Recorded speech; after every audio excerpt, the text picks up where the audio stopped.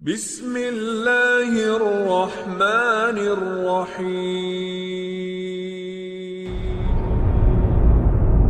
اساف و نائلہ قبل از اسلام عرب دور کا بدبخت جوڑا. اساف اور نائلہ جیسا کہ نام سے ظاہر ہے کہ اساف مرد تھا اور نائلہ عورت تھی. اساف بن یعلا اور نائلہ بنت زید دراصل عرب کے ایک قبیلہ بنی جرہوم کے مرد و زن تھے جو یمن میں رہتے تھے. مسلم مؤرخین کے مطابق اسلام کی آمد سے قبل بن خزاعہ کے بانی و جد امجد عمر بن لہی تھے. اس شخص کو عرب میں بت پرستی کا بانی کہا جاتا تھا. اسی نے اساف و نائلہ کو متعارف کرایا تھا. اسی نے لوگوں کو اساف و نائلہ کی عبادت کی دعوت دی.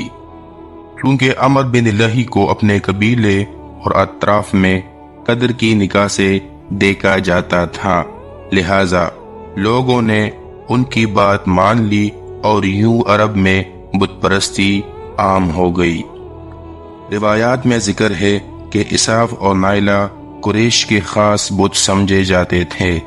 عرب میں ان دونوں کے متعلق بہت سی روایات اور اقوال مشہور ہے، جن میں مشہور یہ ہے کہ ان دونوں نے خانہ کعبہ کے اندر زنا کا ارتکاب کیا، جس کی وجہ سے وہی پتھر کے بت بن گئے. ابن الکلبی اپنی کتاب الاسنام میں لکھتے ہیں دونوں نے حج کا قصد کیا. مکہ پہنچنے کے بعد وہ خانہ کعبہ میں داخل ہوئے. ایک وقت ایسا آیا کہ ان کے پاس کوئی نہیں تھا اور حرم زائرین سے خالی تھا. دونوں نے تنہائی کا فائدہ اٹھاتے ہوئے زنا کے مرتکب ہوئے اور پتھر کے بت بنا دیے گئے.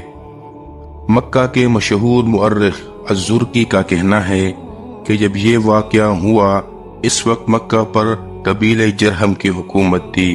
بعد میں دونوں پتھروں کو خانہ کعبہ سے ہٹا کر صفا و مروہ پر نصب کیا گیا تاکہ لوگ عبرت حاصل کرے.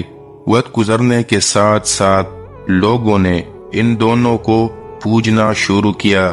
کہتے ہیں کہ اساف و نائلہ کو بت عزا کی طرح مانا جاتا تھا. 630 عیسوی میں جب فتح مکہ کا واقعہ پیش آیا، جس کے بعد رسول اللہ صلی اللہ علیہ وآلہ وسلم کے حکم پر دونوں بتوں کو مسمار کر دیا گیا.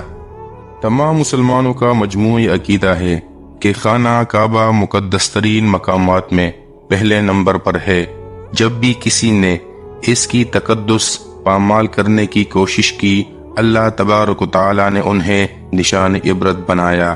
خواہ ابرہہ اور اس کا لشکر کیوں نہ ہو، خواہ اساف و نائلہ اور یزیدی پلید کے دور میں خانہ کعبہ پر سنگباری کیوں نہ ہو، اللہ تبارک و تعالی نے ہر دور میں اس مقدس مقام کے دشمنوں کو ذلیل و خوار کر دیا.